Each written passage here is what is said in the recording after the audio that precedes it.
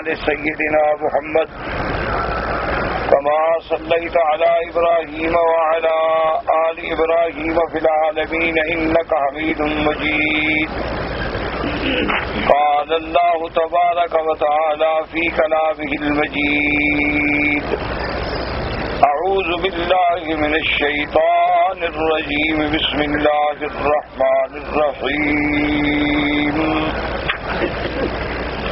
Film يتفكروا ما بصاحبهم من جنة إن هو إلا نذير مبين. أولم ينظروا في ملكوت السماوات والأرض وما خلق الله من شيء وأن عسى أن يكون قد اقترب أجلهم فبأي حديث بعده يؤمنون. قال المؤلف والمفسر رحمه الله تعالى: يقول تعالى: أولم يتفكروا هؤلاء المكذبون بآياتنا ما بصاحبهم يعني محمدا صلى الله عليه وسلم من جنة أي ليس به جنون بل هو رسول الله حقا دعا إلى حق إن هو إلا نذير مبين. أي ظاهر لمن كان له لب وقلب يعقل به ويعي به كما قال تبارك وتعالى: وما صاحبكم بمجنون. اللہ تبارک و تعالی نے ان آیات مبارکہ میں ارشاد فرمایا کہ اولم یتفکروا ما بصاحبہم من جنۃ، کہ یہ جو مکذبون ہیں جن کا ذکر پچھلی آیت میں ہم نے پڑھا ہے کہ والذین کذبوا بآیاتنا سنستدرجهم من حيث لا يعلمون وأملي لهم إن كيدي متين. اب اللہ تبارک و تعالیٰ ان کو فرماتے ہیں کہ اولم یتفکروا، یہ جو مکذبون ہیں اللہ کے قرآن کی تکذیب کرنے والے، اللہ کے قرآن کو جھٹلانے والے اور میرے محبوب سیدنا محمد الرسول اللہ صلی اللہ علیہ وسلم کو مجنون کہنے والے، یہ غور نہیں کرتے، فکر نہیں کرتے، تدبر نہیں کرتے کہ میرا نبی صلی اللہ علیہ وسلم تو اللہ کا رسول ہے، اللہ کا بھیجا ہوا نذیر ہے، وہ نعوذ باللہ کوئی جنون تو نہیں. تو اصل بات یہ ہے ان آیات کو سمجھنے کے لیے اس کے پس منظر کو دماغ میں رکھیں کہ سیدنا محمد الرسول اللہ صلی اللہ علیہ وسلم کو جب اللہ تبارک و تعالی نے نبوت سے سرفراز فرمایا اور اللہ کا قرآن وحی نازل ہوئی میرے آقا پر صلی اللہ علیہ وسلم پر، تو اب جو دشمنان اسلام ہیں، کفار ہیں، مشرکین ہیں، معاندین ہیں، وہ نعوذ باللہ مختلف وقت میں مختلف الزام عائد کرتے تھے حضور صلی اللہ علیہ وسلم، جس کو اللہ نے قرآن میں کئی مقامات پر ذکر فرمایا ہے. کبھی تو وہ یہ کہتے تھے کہ یہ اللہ کے نبی نہیں ہیں نعوذ باللہ بلکہ جادوگر ہے، ساحر. اور یہ کوئی یعنی حضور پاک کے زمانے کی بات نہیں، آپ سے پہلے بھی ایسے دور گزرے ہیں کہ انبیاء کو جادوگر کہا گیا.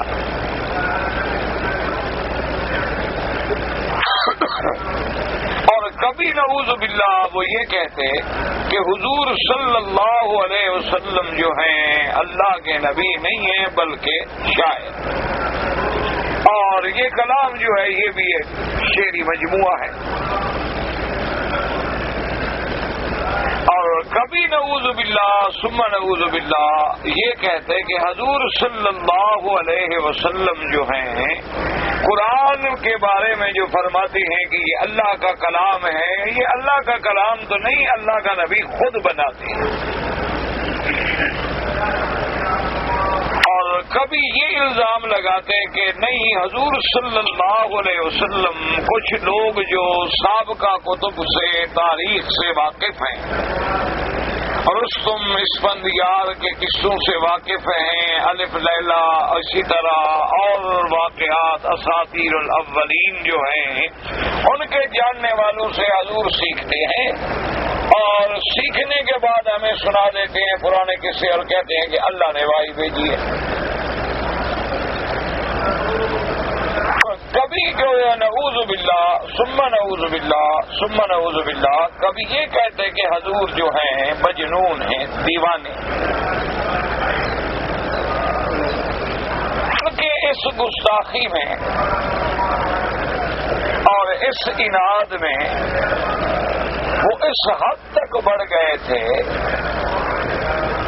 کہ ایک دفعہ چند بڑے بڑے جو صنادید تھے، بڑے بڑے روسائے کفر تھے، وہ اکٹھے ہو کے حضور کی خدمت میں خود حضور کے پاس آئے صلی اللہ علیہ وسلم، اور آ کر آپ سے کہا کہ حضور ہم نے آپ سے کچھ باتیں کہنی ہیں اور باتیں کرنی ہیں. آپ نے فرمایا ٹھیک ہے، بتاؤ کیا بات. انہوں نے کہا حضور ہمیں یہ بات سمجھ نہیں آتی کہ آپ ساری سرزمین مکہ میں ایک اکیلے آدمی ہیں، اور اگر کوئی لوگ آپ کی بات سن کے آپ سے ملے بھی ہیں تو وہ بھی چند ایک بندے ہیں، اور وہ بھی غریب ہیں، مسکین ہیں، غلام ہیں، عبد ہیں.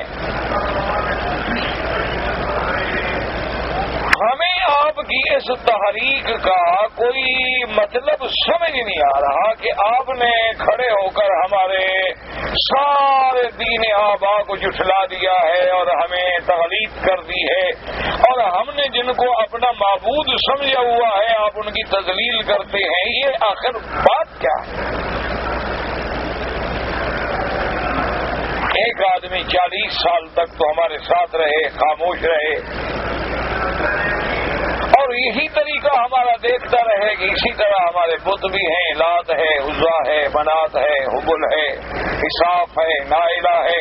ان بتوں کی ہم بڑی تکریم کرتے ہیں، ان کے آگے جھکتے ہیں، ان کے آگے ہم جناب آ کے اپنے جانور ذبح کرتے ہیں، ان کے نام پہ جانور چھوڑتے ہیں، اور ساتھ ساتھ اللہ کے گھر کا طواف بھی کرتے ہیں، حج بھی کرتے ہیں، حجاج کی خدمت بھی کرتے ہیں. یہ ایک طریقہ چلا رہا ہے، آپ بھی تو مدت سے دیکھ رہے ہیں، 40 سال سے دیکھ رہے ہیں.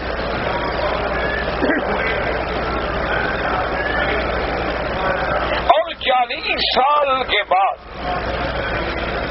یکدم آپ نے ایک عجیب اعلان کر دیا ہے کہ یہ سارے آلہہ باطل ہیں اور ایک الہ، ایک خدا کو مانو. تو یہ عجیب بات ہے، اس کو خود قرآن نے نقل کیا کہ اجعل الآلہۃ الہا واحدا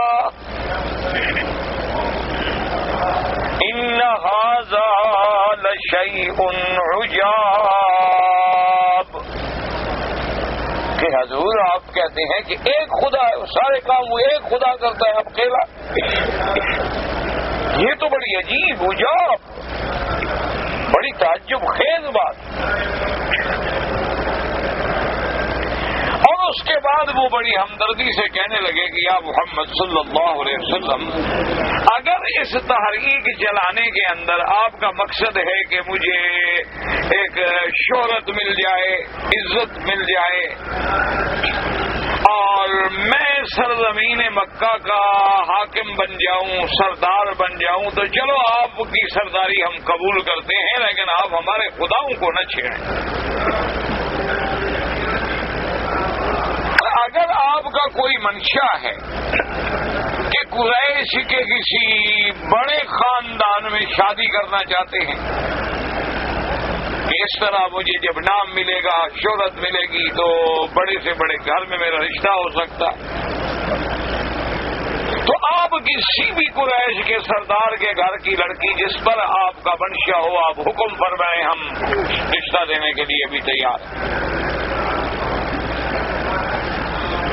تو تیسری بات حضور یہ ہے کہ خدا نہ کرے آپ کو کوئی تکلیف ہے، کوئی جنون ہے کہ آپ کے ذہن پہ نعوذ باللہ اثر ہو گیا ہے، تو ہم سب مل کر علاج کرانے کے لیے بھی تیار ہیں۔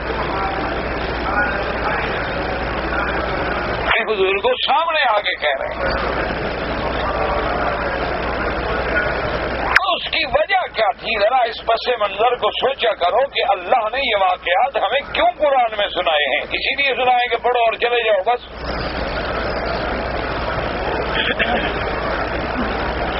اسی لیے اللہ نے قرآن میں ان واقعات کا ذکر کیا ہے کہ تم بس ایک سرسری سی نظر کے ساتھ پڑھتے چلے جاؤ اور اس کے بعد السلام علیکم۔ ابھی جو قرآن کہتا ہے لعلہم یذکرون، کبھی کہتا ہے یتفکرون، کبھی کہتا ہے اولم یتفکروا، کبھی کہتا ہے اولم ینظروا، کبھی کہتا ہے افلا یتدبرون القرآن ام علی قلوب اقفالها، یہ بار بار قرآن ہمیں آخر کیوں جھنجھوڑتا ہے کہ کیوں تدبر نہیں کرتے ہو قرآن میں؟ کیوں نہیں سوچتے ہو؟ کیوں نہیں فکر کرتے ہو؟ اور کبھی قرآن کہتا ہے تلک الامثال نضربها للناس لعلهم یتفکرون، قرآن کہتا ہے ہم نے کھول کے مثالیں دی ہیں تاکہ یہ فکر کریں، سوچیں، غور کریں۔ آپ بھی غور کریں کہ آخر کیا وجوہات ہیں۔ کبھی حضور کو کہتے ہیں شاعر ہیں، کبھی کہتے ہیں ساحر ہیں، نعوذ باللہ کبھی کہتے ہیں جھوٹ بولتے ہیں، کبھی کہتے ہیں دیوانے ہیں۔ یہ کیا وجہ ہے؟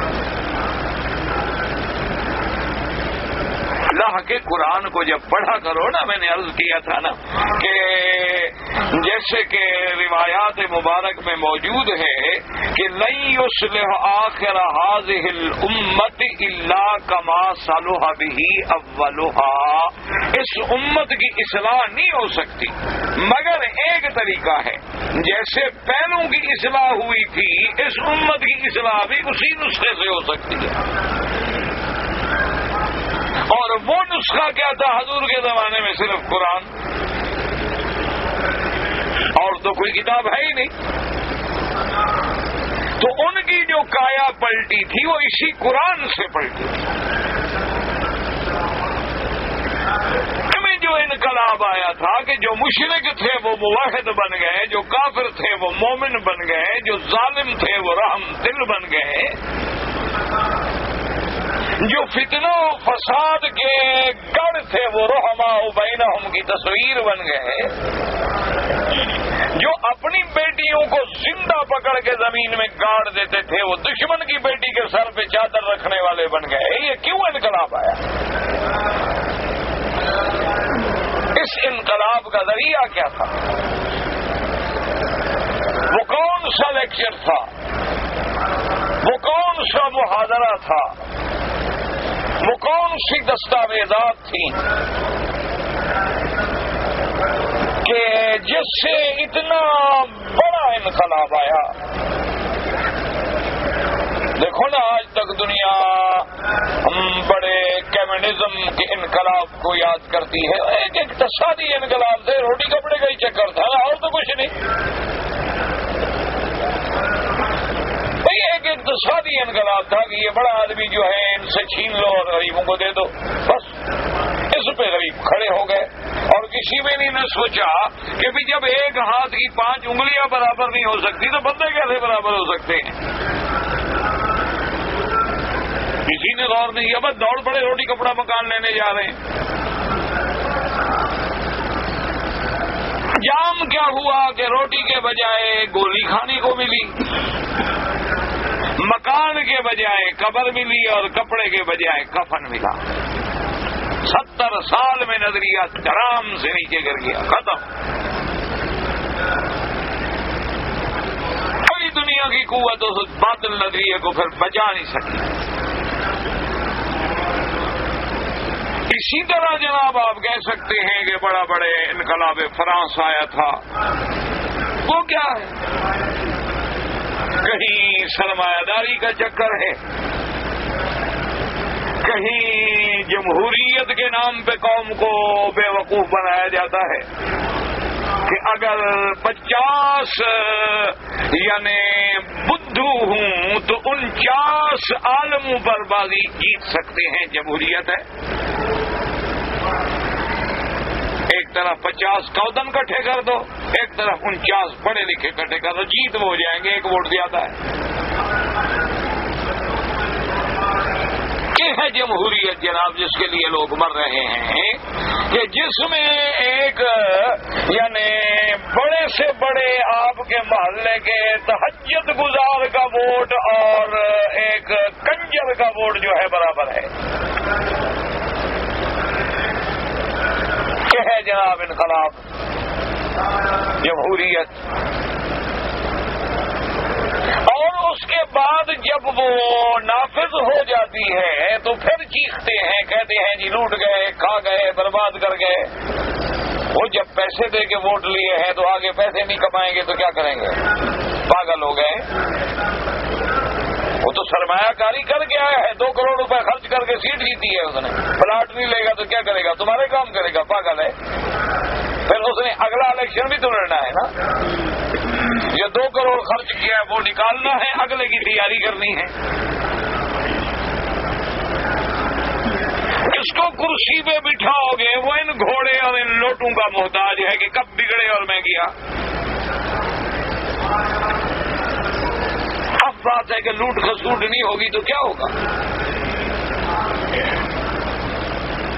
اگر اس کو تھوڑا سا اب دیکھیں، ذرا توجہ کریں، ٹھنڈے دل سے اللہ کے کعبے میں بیٹھے ہو، ذرا غور کرو کہ وہ انقلاب جو میرا محبوب کائنات سیدنا محمد الرسول اللہ صلی اللہ علیہ وسلم لائے، وہ حقیقی انقلاب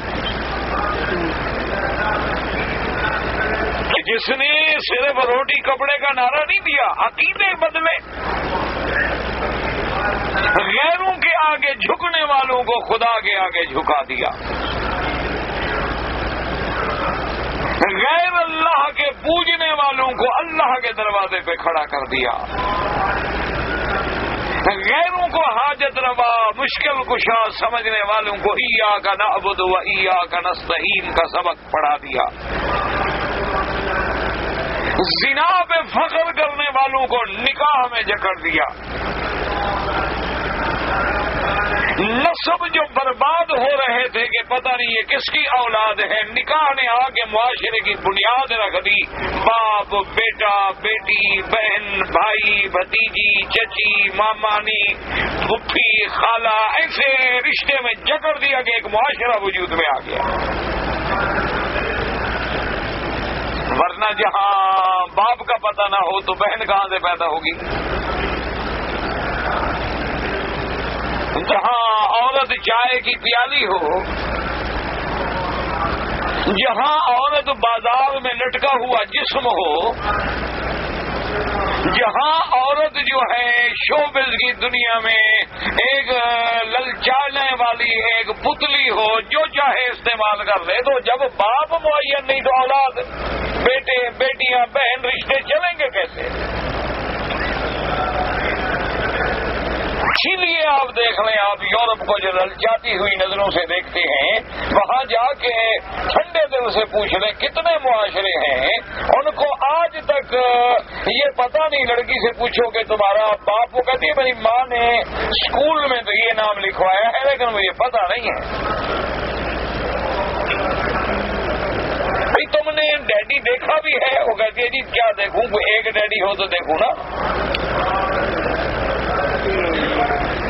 وہ تو دن بدلتا ہے، ڈیڈی بدل جاتا ہے، رات بدلتی ہے، دیکھا اور ڈیڈی آ جاتا ہے۔ مدنی کے انقلاب پہ غور کرو، صلی اللہ علیہ وسلم وہ قوم جو شرک کے گڑھے میں گر گئی تھی، وہ قوم جو غیر اللہ کو حاجت روا مانتی تھی، اس مقام پہ کھڑا کر دیا کہ حضرت بلال کو آگ پہ تڑپایا جا رہا ہے، انگاروں پہ لٹایا جا رہا ہے، سینے پہ پتھر رکھ کے کھجور کے بڑے بڑے کانٹے بدن میں چبھوئے جا رہے ہیں، اور اس مار سے بے ہوش ہو جاتے ہیں۔ جب ہوش آتی ہے کہتے ہیں احد۔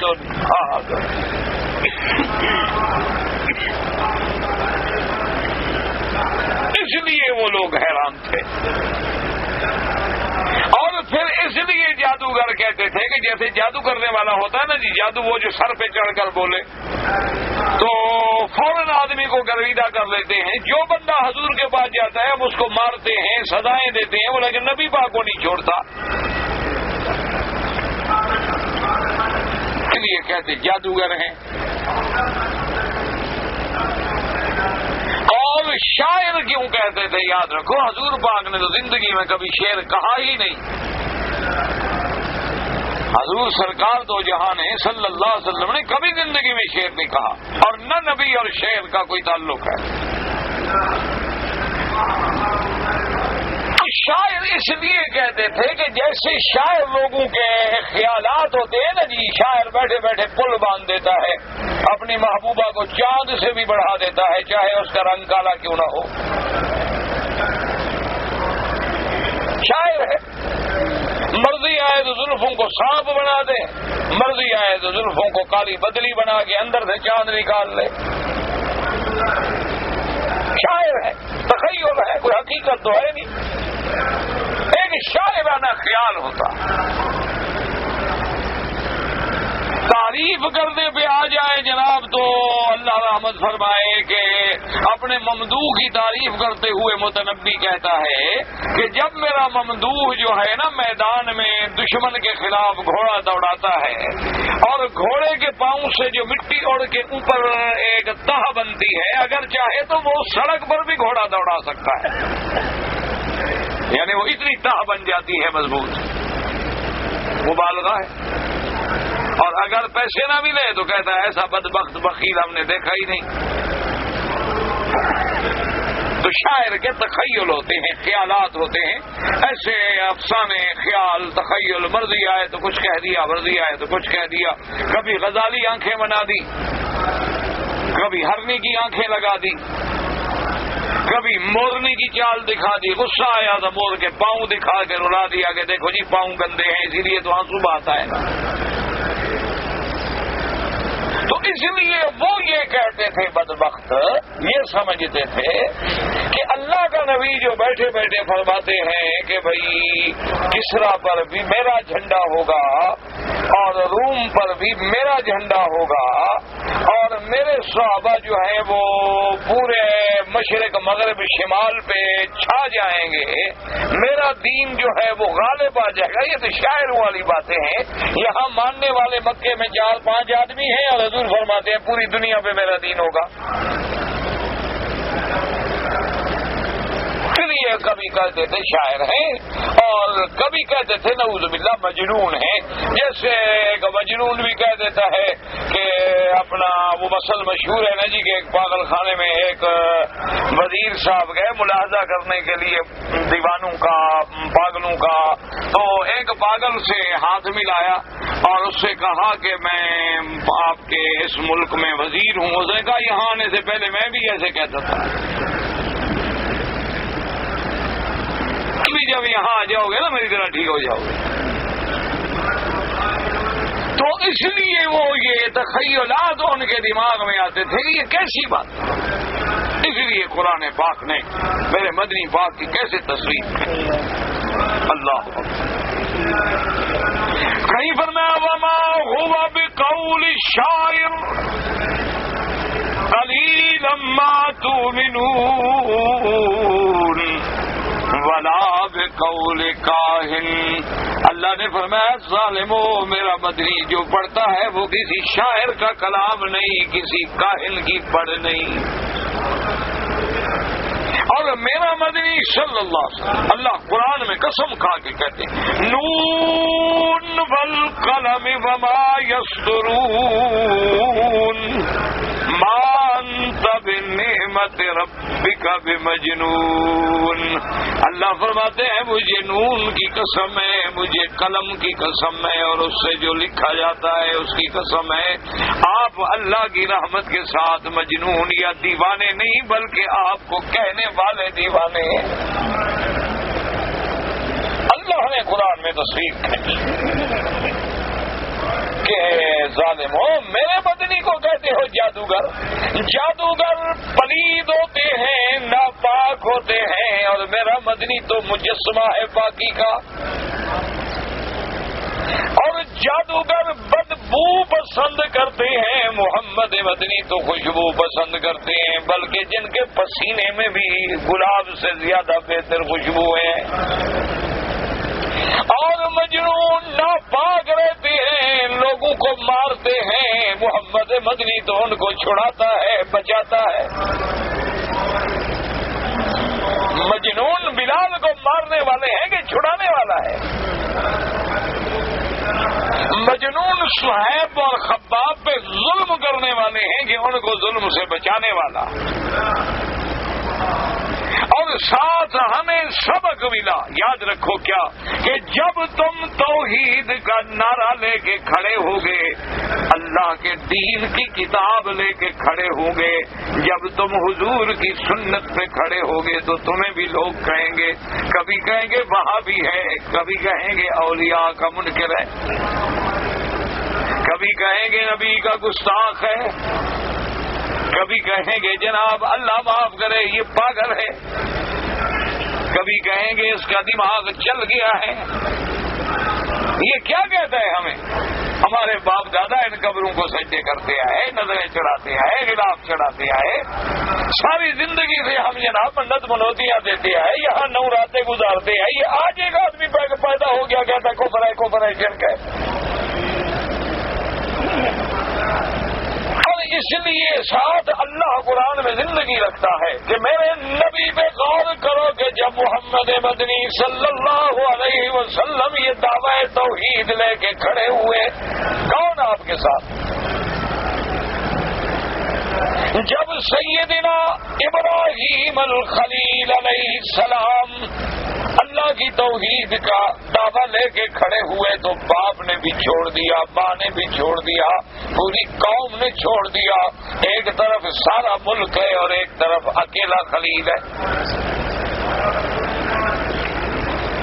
سارے قرآن پاک ایمان سے کہو نا, جب حضرت خلیل علیہ السلام کو آگ میں ڈالا جا رہا ہے, کوئی ایک بندہ بھی حضرت خلیل کے ساتھ ہے؟ ایک آدمی, یعنی باپ بھی ساتھ نہیں, ماں بھی ساتھ نہیں, برادری بھی ساتھ نہیں, وقت کا بادشاہ بھی ساتھ نہیں, اور کوئی ساتھ نہیں. مانا یہ ہوا کہ آپ کی جمہوریت کے مطابق ایک ووٹ بھی نہیں ابراہیم علیہ السلام کے ساتھ. سارے ووٹ مخالف ہیں اور اکیلا ابراہیم. اس لیے ہمیشہ یاد رکھو جب توحید کی بات کرو گے تو یہ مار کھانی پڑے گی, یہ برداشت کرنی پڑے گی, یہ باتیں سننی پڑیں گی. آپ یہ کہیں کہ نہیں جناب میں اللہ کی توحید کا نام بھی لوں اور لوگ سارے راضی رہیں, یہ نہیں ہو سکتا. لوگ اس سے راضی رہتے ہیں جو ہر مجلس میں ان کے ساتھ مل جائے.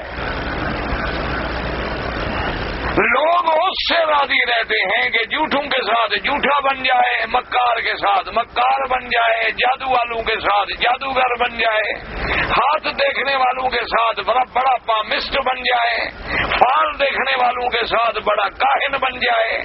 کسی کو تویز دینے ہوں تو ماشاءاللہ تمام دنیا کے انتر منتر جنتر لکھ کر ان کے گلے میں ڈال دے. لوگ کہیں گے یہ پہنچا ہوا ہے.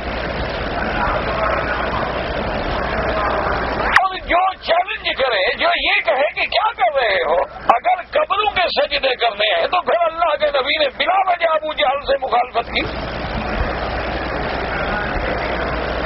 اور ان کو بھی چھوڑ دیتے. بابا تم جانو, لات جانے, عزا جانے, حبل جانے, تم ان کے سجدے کرو, کرتے رہو, چھوڑو خلاص.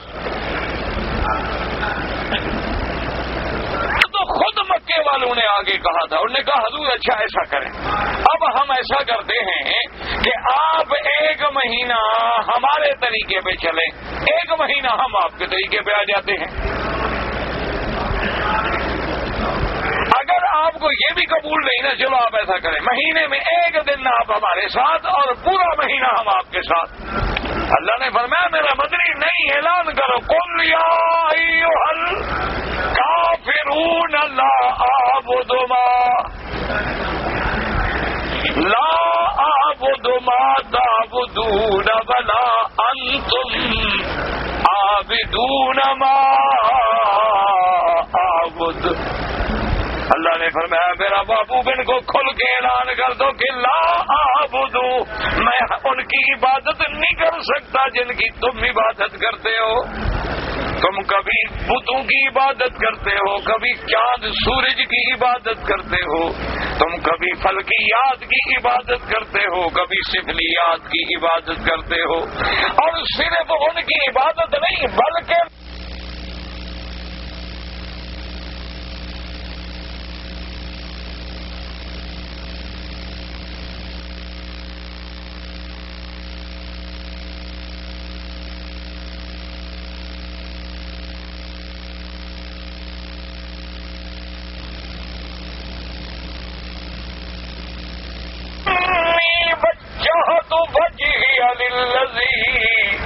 فطر السماوات والارض حنیفا. انہوں نے فرمایا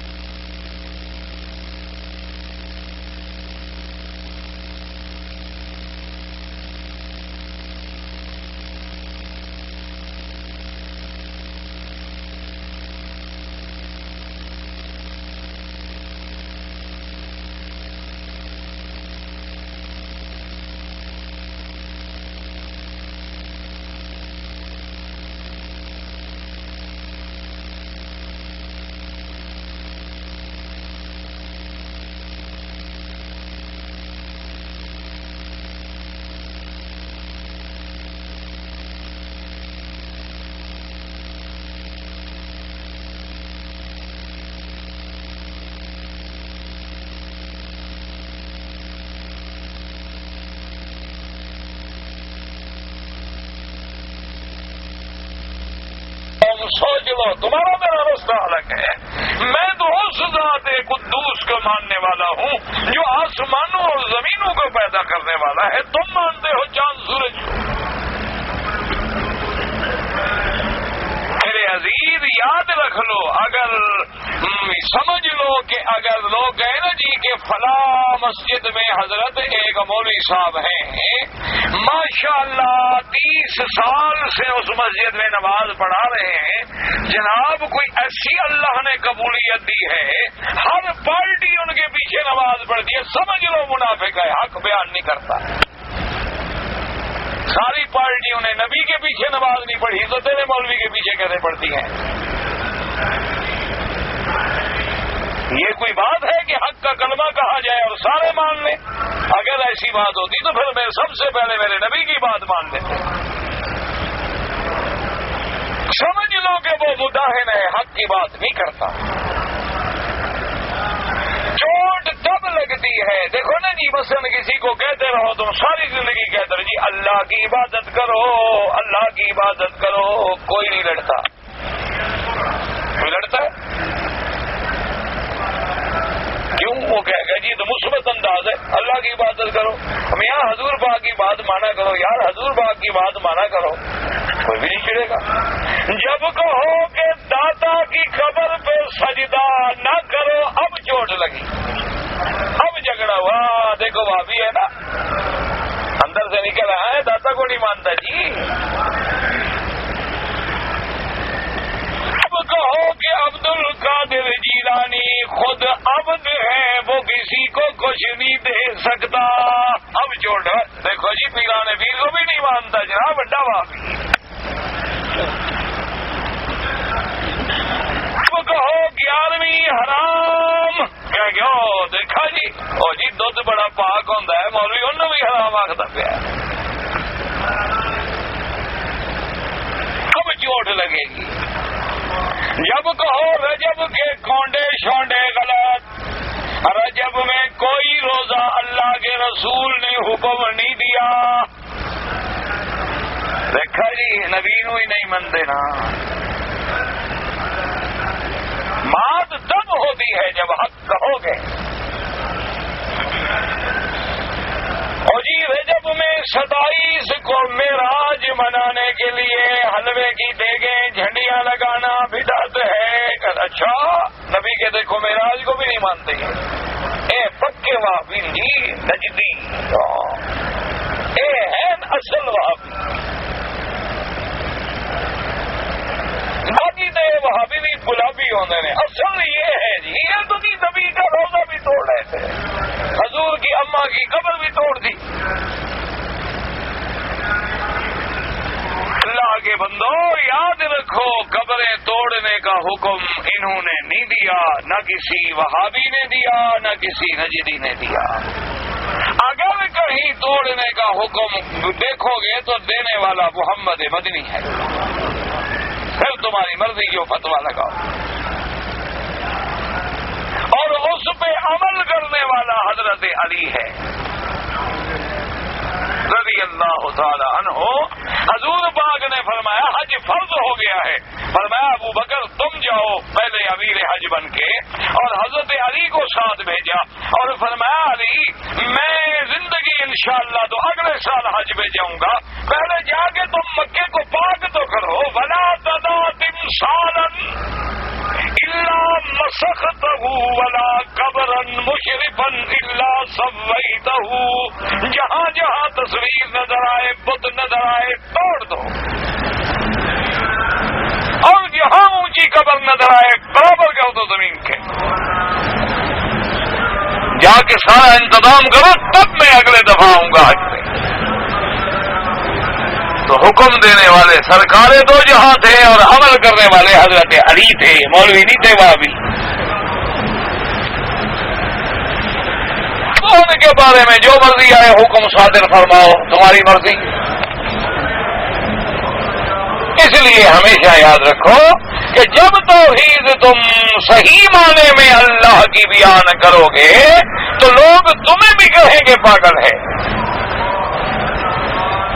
لوگ تمہیں بھی کہیں گے یہ انبیاء کا دشمن ہے، اولیاء کا دشمن ہے، گستاخ رسول ہے، نعوذ باللہ منکر رسول ہے۔ خدا کے بندو ایمان سے کہو کہ جو لکڑی کا اتنا مسواک جو میرے مدنی کی سنت ہے، جو لوگ اس کو نہیں چھوڑتے، ہر وقت جیب میں رکھا ہوا ہے، وہ تو نبی کے دشمن ہے، عاشق تم ہو۔ جو لوگ 5 وقت کی نماز جماعت کے ساتھ پڑھ رہے ہیں اور معراج کو زندہ کر رہے ہیں، وہ تو حضور کے معراج کو نہیں مانتے۔ اور تم جو سال کے بعد صرف 27 رجب کو جھنڈیاں لگاؤ گے، تم عاشق رسول ہو۔ عجیب بات ہے نا۔ ایمان سے کہیں نماز کب ملی تھی؟ معراج کی رات ملی کہ نہیں؟ تو جو بندہ دن میں 5 دفعہ نماز پڑھے، معراج کو یاد کر رہا ہے کہ نہیں کر رہا؟ خود اس کے لیے یہ معراج مومن ہے کہ نہیں؟ اور جو معراج میں حضور نے کہا وہی پڑھ رہا ہے نماز، یعنی کہ التحیات للہ والصلوات والطیبات، اور جو میرے رب نے فرمایا السلام علیک ایھا النبی ورحمۃ اللہ وبرکاتہ، جو 5 دفعہ دن میں فرض میں، واجب میں، سنت میں، نفل میں ہر وقت معراج کو یاد کر رہا ہے، وہ نبی کا منکر ہے۔ اور جو بندہ سارا سال نماز نہ پڑھے، صرف جھنڈیاں لگائے، حلوہ تقسیم کر دے، عاشق ہے۔ اس کا کوئی علاج ہے ہمارے پاس؟ اس لیے ہمیشہ یاد رکھیں کہ اصل آدمی کا پتہ تب چلتا ہے۔ اس لیے علماء نے لکھا ہے کہ جب تقریر میں لوگ تمہیں گالیاں دیں، مخالفت کریں، پتھر ماریں، پھر سمجھو کہ میں محمد مدنی کے راستے پہ ہوں۔ کہ 4 آدمی تعریف کریں تو 200 گالیاں بھی دیتا ہو، مخالفت بھی ہوتی ہو، اور آدمی نشانہ بنا ہوا ہو، اس مسجد میں نہ جانا وہاں بھی ہے، اس سے جنازہ نہ پڑھوانا۔ کیوں جی؟ وہ جی دعا ہی نہیں مانگتے، وہ جناب یہ کوئی نئے وہاں بھی ہیں، دعا نہیں مانگتے جنازے کے بعد۔ اچھا جی، تو جنازے میں کیا کرتے ہیں؟ گالیاں دیتے ہیں۔ ہاں، جب جنازے کی نماز پڑھ رہے ہوتے ہو، اس میں دعا ہے یا گالیاں ہیں؟ یہ اللہم اغفر لحینا ومیتنا وشاہدنا وغائبنا کیا ہے؟ تو وہ دعا جو حضور نے سکھلائی ہے وہ زیادہ بہتر ہے یا 1400 سال کے بعد جو مولویوں نے سکھلائی ہے بعد میں کھڑے ہو کے دعا کرو؟ جب میرا خیال ہے کچھ مولویوں نے ایک دفعہ میں نے ایک مولوی صاحب سے پوچھا، وہ نکاح پڑھا رہے تھے، تو اس نے پہلے وہ کہا، جو دولہا تھا نا جس کا نکاح ہو رہا، اس کو کہا کہ بھی پہلے کلمہ پڑھو۔ اس نے کلمہ پڑھا، اس نے کہا ایمان کی شرط ہے، آمنت باللہ وملائکتہ پھر اسی سفارش میں ہکا بکا یار یہ نیا نکاح ہے، یہ کیسا نکاح ہے؟ یہ مولوی صاحب کو کیا ہو گیا ہے؟ کلمہ پڑھوا رہا ہے، اس سے ایمان کی شرطیں پڑھوا رہا ہے، ابھی نکاح کی بات ہے، اللہ کے بندے خطبہ پڑھو، حجاب قبول کراؤ، کوئی کھجور مجور تقسیم کرو، سلام علیکم، نکاح ہو گیا۔ یہ کیا طریقہ ہے؟ خیر، اب چونکہ بہت سارے لوگ تھے، جب وہ فارغ ہو گئے تو میں نے مولوی صاحب سے پوچھا، انہوں نے کہا حضرت یہ نکاح تو ہم نے آج سنا ہے۔ کہتے جی کیا؟ میں نے کہا اللہ کے بندے یہ جو تم کلمہ پڑھا، اس نے کہا مکی صاحب کیا پوچھتے ہو، کبھی نماز ہی نہیں پڑھتے، ان کی ایمان کوئی ہے؟ میں نے کہا آج تو کلمہ پڑھ کے مسلمان کر کے نکاح کر لوں۔ اس نے کہا حضرت میں نے گناہ نہیں کیا، میں نے قصور نہیں کیا، یہ تو بے نماز لوگ ہیں، نماز کبھی نہیں پڑھتے، قبروں پہ سجدے کرنے والے ہیں، کفر شرک کرنے والے لوگ ہیں، نکاح مسلمان کا ہوتا ہے، یہودی کا بھی ہوتا ہے۔ انہوں نے کہا میرے پاس جو نکاح کے لیے آئے ہیں میں نے پیسے بھی لینے ہیں نکاح کے، کچھ تو حلال کروں، اس لیے میں دونوں سے کلمہ پڑھوا کے مسلمان بنا کے، میں نے تو نکاح مسلمان کا پڑھا ہے نا، اس کے بعد دفعہ ہوں جو مرضی ہے جا کے کرے، میری ذمہ داری ختم۔ میں نے کہا مولوی صاحب تم سچی ہو بھائی؟ پھر ٹھیک ہے یہ بات ہے۔ کہا حضرت جب ائمہ فرماتے ہیں ایک نماز چھوڑنے والا کافر ہے، تو جو بالکل نہیں پڑھتے یہ کہاں کے مسلمان ہیں؟ تم نکاح تو مسلمان کا ہوتا ہے، تو جب یہ عالم ہو جائے میرے عزیز ہمارا، تو پھر ہمیں دین کیسے سمجھ آئے؟ اس لیے قرآن سب غور کریں کہ قرآن کیا کہتا ہے۔ اور میں اولم یتفکروا ما بصاحبہم من جنۃ، اللہ فرماتے ہیں یہ کیوں فکر نہیں کرتے، کیوں نہیں سوچتے؟ ما بصاحبہم، کتنا پیارا لفظ ہے ان کا صاحب۔ اللہ نے فرمایا تھا کہ اسی لفظ کا بھی حیا کر رہے ہیں، محمد مدنی تو تمہارا صاحب ہے، تم میں نے پیدا کیا ہے، کم از کم کچھ صحبت کا حیا تو ہوتا ہے نا، کچھ تم بھی شرم کر لو۔ ما بصاحبہم من جنۃ، باقی یہ جو کہتے ہیں کہ جہنم کی باتیں کر کے ڈراتا ہے، جنت کی باتیں کر کے ترغیب دیتا ہے، جنت جہنم کیسی چیزیں ہیں جو سمجھ نہیں آتی، تو فرمایا یہ خود نہیں کرتا، ان هو الا نذیر مبین، یہ تو میرا بھیجا ہوا میرا پیارا رسول میرا نبی ہے، اور جو میں حکم دیتا ہوں میرے عذاب سے ڈرانے والا، میری رحمتوں کی طرف بلانے والا، اور پھر نذیر مبین، بالکل ظاہر باہر کھری بات کہنے والا، جس کی بات میں کوئی ہیر پھیر نہیں۔ یاد رکھو ہمیشہ حق والے علماء یا حق والے پیر جو ہیں ان کی باتوں میں کبھی ہیر پھیر نہیں ہوگی، ایک بات ہمیشہ یاد، کھلی بات ہوگی ایسے جیسے چاند چڑھا ہوا۔ اور جو ہوتے ہیں نا اللہ معاف کرے وہ باطل والے علماء سو یا احبار سو، ان کی ہر بات میں چکر ہوتا ہے، ان کو آپ جائیں نا جی، اچھا جی میرا بیٹا بیمار ہے حضرت، بڑا علاج کرایا ہے اور کوئی فائدہ نہیں ہو رہا، اچھا ٹھیک ہے ہم رات دیکھوں گا، کل آگے پوچھ لینا۔ رات کیا دیکھے گا؟ جس کو اپنی بیماری کا پتہ نہیں، تیرے بیٹے کی بیماری رات دیکھے گا، گھر میں جا کر شیشہ لگائے گا۔ یہ جو گول مول بات ہے نا، سمجھ لو کہ اندر چکر ہے، کھوٹا ہے۔ اور جی میری اولاد نہیں ہوتی، اچھا کوئی گل نہیں، کوئی بات نہیں، آ جانا طویل لکھ دیں گے۔ تو پھر خامخواہ یہ سچا بچہ کی ہسپتال لوگوں نے بڑھا رکھی، ان کو بٹھاؤ طویل دے کام چلائے لوگوں کے۔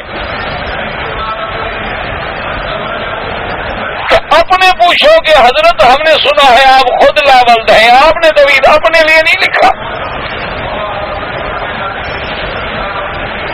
گستاخ ہو، وہاں بھی ہے، دیکھو نا وہاں بھی ہے، پیر کے آگے بولتا ہے، یہی تو علامت ہے، نشانی ہے کہ وہاں بھی ہے۔ پکا سنی وہ ہوتا ہے جو سنے چپ کر جائے، بس سن ہو جائے۔ تو سنت کے بارے میں بات پوچھے، وہ تو وہاں بھی ہوا نا، دیکھو جی آگے بات پوچھے، بات کرتا ہے نہ، ایمان سے کہو اللہ کے کعبے میں ہو، قیامت میں تمہارا انشاءاللہ گریبان پکڑوں گا۔ ایک بات بتاؤ، حضور پاک نے کسی کو اولاد کے لیے طویل لکھ کے دیا؟ ہاں جی دیا تھا؟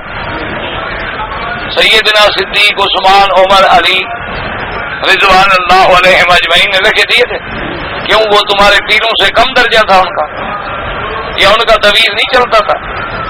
تمہارا چلتا ہے۔ کہ اللہ سے ڈرو، اللہ کے قرآن کو پڑھو اور غور کرو، یاد رکھو کہ کیوں قرآن کیا کہتا ہے، یہب لمن یشاء اناثا ویہب لمن یشاء الذکور۔ اللہ فرماتا ہے میں جس کو چاہوں لڑکیاں دوں، جس کو چاہوں لڑکے دوں، فرمایا جس کو چاہوں جوڑے دوں، جس کو چاہوں کچھ نہ دوں۔ حضرت زکریا علیہ السلام کو جو اولاد نہیں ہوئی، وہ کسی پیر سے طویل لینے تشریف لے گئے یا اللہ سے مانگا؟ ہاں جی، نبی خدا سے مانگ رہا ہے اور تم پیروں سے مانگ رہے ہیں۔ تو کچھ تو سوچو، آخر قرآن جو پڑھتے ہو کہاں جا رہا ہے؟ اسی قرآن کے ختم کر کر کے حلوے کھا رہے ہو، اسی قرآن کے ختم صغیر ختم کبیر پڑھتے ہو، اسی قرآن کے کل شریف کے نام پہ کل خانیوں کے چاول ساری دنیا کے ختم کر دیے ہیں تم نے. اتنا مہنگا ہو گیا کہ غریب کو نہیں ملتا، کہ کل خانیوں پہ لگ رہا ہے نا بیچارہ. اور قرآن کیوں نہیں پڑھتے ہو؟ آخر قرآن تمہیں نہیں بتاتا ہے کہ ابراہیم حضرت زکریا کھڑے ہیں رب حبلی، میرا اللہ مہربان. اور پیغمبر ابھی دعا میں مصروف ہے اور اللہ راضی ہو گیا کہ یا زکریا انا نبشرک بغلام. زکریا علیہ السلام مبارک ہو، ہم تمہیں لڑکا دیں گے. اور لڑکا کیسا دیں گے؟ اسمہ یحییٰ، اور اس کا نام بھی ہم رکھیں گے. اور لڑکا بھی کیسا ہوگا؟ اس کو بھی نبی بنائیں گے. کس سے مانگا؟ اچھا، بی بی مریم نے مانگا تھا بچہ؟ وہ تو مانگا بھی نہیں، اللہ نے جبریل بھیج دیا کہ نہیں ہم بچہ دیتے ہیں. اور کہا میں کیا کہہ رہے ہو، میری شادی نہیں ہوئی، بچہ کماری بچی ہوں، میری شادی نہیں ہوئی. عجیب آدمی ہو تم، اچھے لگ رہے ہو، شکل بھی تمہاری بڑی اچھی ہے، خوبصورت آدمی لگتے ہو، نیک بندے لگتے ہو، کیا کہہ رہے ہو؟ قال انما انا رسول ربک لأہب لک غلاما زکیا. بی بی ناراض نہ ہو، میں تیرے رب کا بھیجا ہوا قاصد ہوں. اللہ کے حکم سے میں تمہیں خوشخبری دینے کے لیے آیا ہوں. اللہ تمہیں ایک پاکیزہ بچہ دیں گے. جب راضی ہو جائے تو بغیر نکاح کے بھی بچہ دے دے، اور راضی نہ ہو تو نکاح کے بعد بھی ساری زندگی بچہ نہ دے. اس کی مرضی، وہ جو چاہے گا.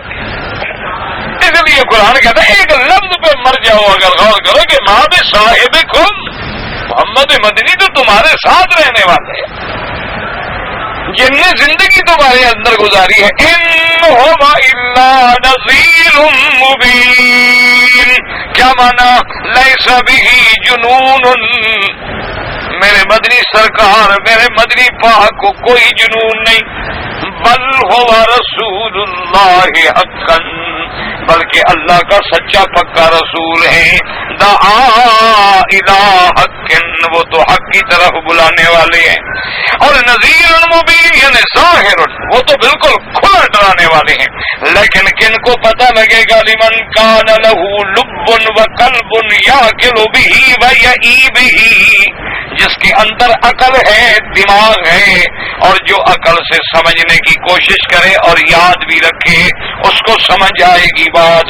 جیسے فرمایا وما صاحبکم بمجنون، اور جیسے فرمایا قل انما اعظکم بواحدۃ ان تقوموا للہ مثنی وفرادا ثم تتفکروا ما بصاحبکم من جنہ ان هو الا نذیر لکم بین یدی عذاب شدید انما اطلب منکم.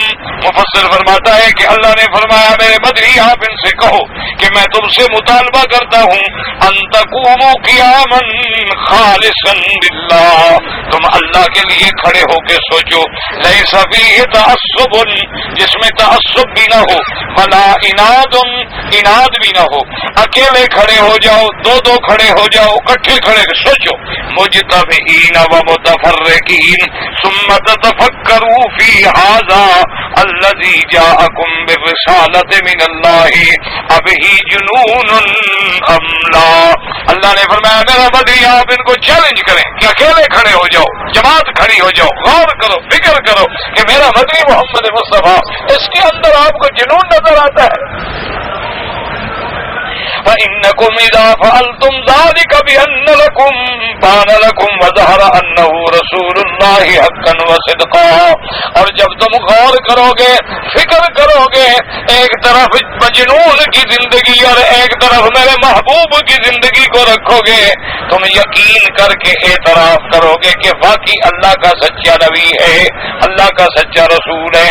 وقال قتادہ ابن دعامہ وذكرنا ان نبی اللہ صلی اللہ علیہ وسلم كان على الصفا ودعا قریشا فجعل يفخذ فخذا یا بنی فلان یا بنی فلان فحذرهم باس اللہ وقال قائلهم ان صاحبكم هذا لمجنون بات يصوت الى السماء حتى اصبح فانزل اللہ تبارک و تعالی۔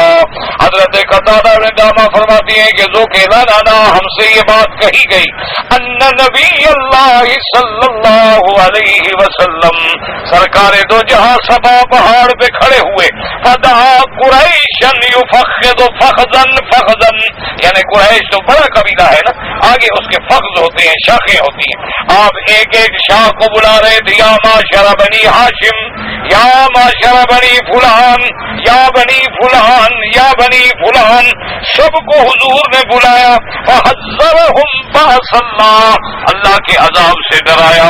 فقال قائلهم، ان کافروں میں سے کسی بدبخت نے یہ کہا کہ یہ جو ہمیں ڈرا رہے ہیں جہنم سے، یہ جو ہمیں ڈرا رہے ہیں اللہ کے عذاب سے، معلوم ہوتا ہے نعوذ باللہ ان کو جنون ہے، آپ کو دیوانہ ہے، اور اس دیوانگی کی وجہ سے یہ ساری رات آوازیں دے رہے ہیں۔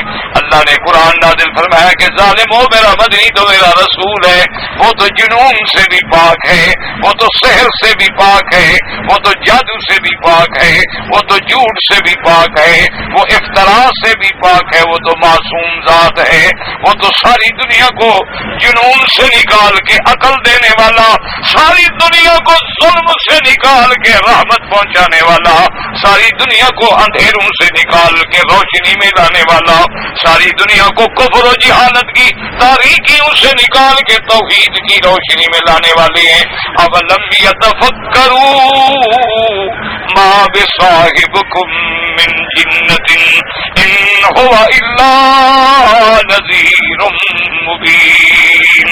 اللہ سے دعا کریں کہ اللہ ہمیں بھی حضور کا صحیح غلام بنا دے اور حضور پاک کی سچی محبت نصیب فرمائے، سچا عشق نصیب فرمائے اور اتباع سرکار دو جہاں نصیب فرمائے، اسی میں زندہ رکھیں، اور جب موت کی گھڑی آئے زبان پہ جاری ہو جائے لا الہ الا اللہ محمد الرسول اللہ، تاکہ خاتمہ ایمان پہ ہو جائے۔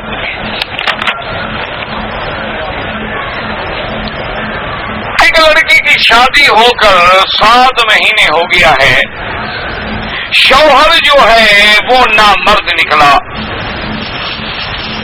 7 مہینے کے دوران میں اس نے ایک مرتبہ بھی اپنی بیوی کے ساتھ ہم بستری نہیں کی۔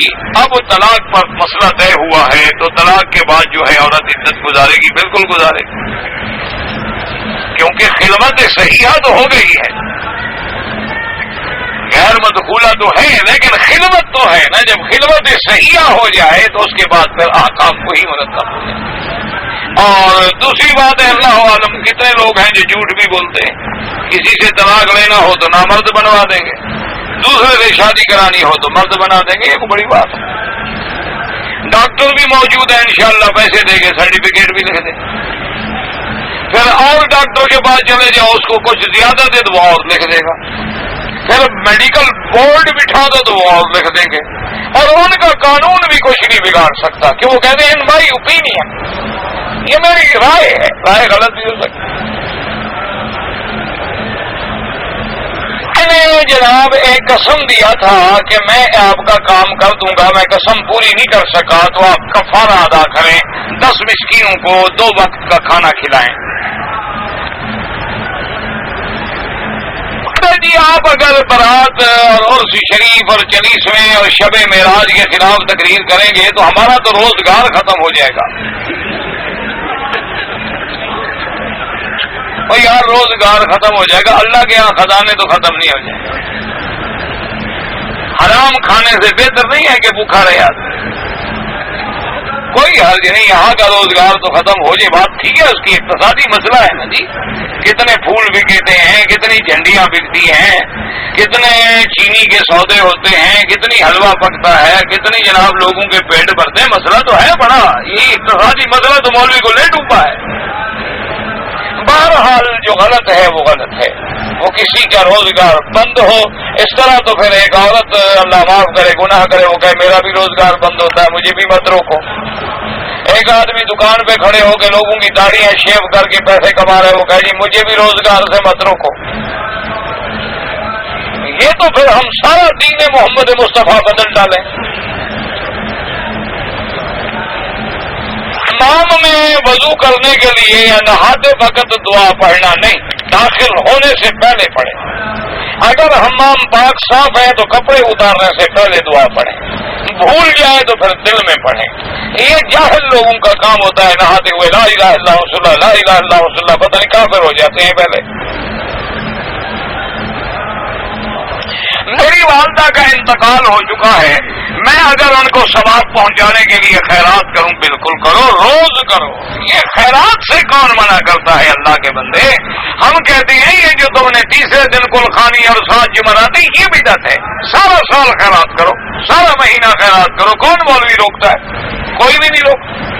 اپنی والدہ کے لیے ایسا صدقہ جاریہ بنا دو، کوئی مسجد بنا دو، کہیں پانی نہ ہو نل لگوا دو، کہیں وضو کی جگہ نہ ہو وضو کے خانے بنا دو، لوگ وضو کریں نمازیں پڑھیں، قیامت تک تیری اماں کو ثواب ملے۔ مسجدوں میں قالینیں بچھوا دو، مسجد میں قرآن شریف رکھوا دو، مسجدیں خراب ہو گئی ہیں ان کی مرمت کرا دو، صدقہ جہاد دن خیرات کرو۔ خیرات سے تو کوئی منع نہیں کرتا، بات سمجھا کرو۔ دن مقرر کرنے کا اختیار صرف میرے اللہ کو ہے کہ 9ویں کو حج ہوگا، وہ 8ویں کو نہیں ہو سکتا۔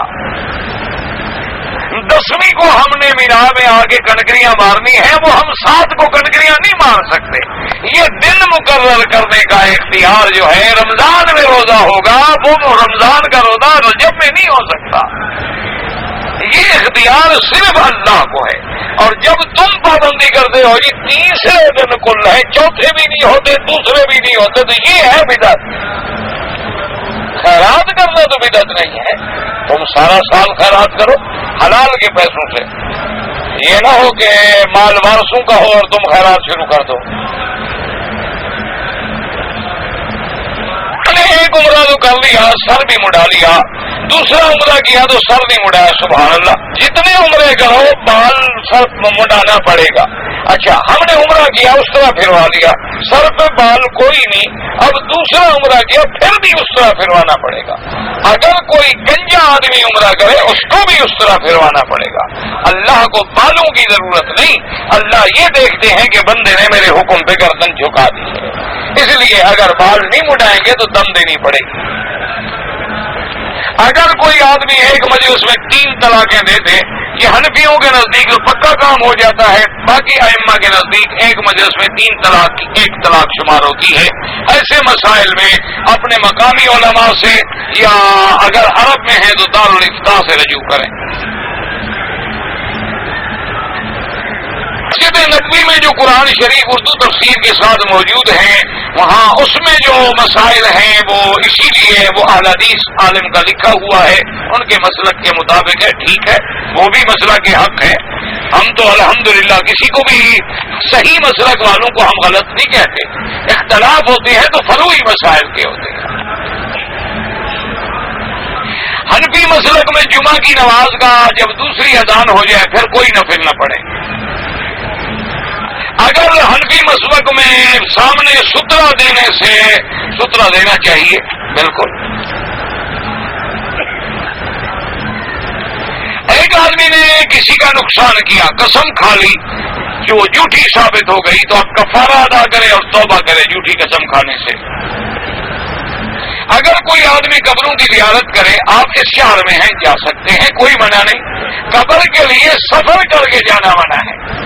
اگر اس شہر میں موجود ہے تو قبرستان میں جائیں، دعا کریں، کوئی منع نہیں ہے۔ حضور نے فرمایا کہ میں نے تمہیں منع کیا تھا، لا حضور اب جاؤ زیارت کیا کرو تاکہ تمہیں آخرت یاد آئے، اپنی موت یاد آئے، اپنی قبر یاد آئے۔ کیا آپ نے کل بھی لکھا تھا، میں نے اپنی لڑکی کا نام پتہ نہیں صحبرا مجھے نہیں پڑھا جاتا تو میں کیا کروں؟ کل نماز کے سجدوں میں سبحان ربی الاعلیٰ کے علاوہ سبحان ربی الاعلیٰ ہی پڑھنا ہے سجدے اس کے بعد اگر نفل نماز ہے تو اور دعائیں جو حدیث میں ثابت ہیں، یا مقلب القلوب والابصار ثبت قلبی علی دینک، یا حی یا قیوم، اللہ اکبر اللہ اکبر، اللهم صل علی سیدنا محمد وعلی آل سیدنا محمد وبارک وسلم۔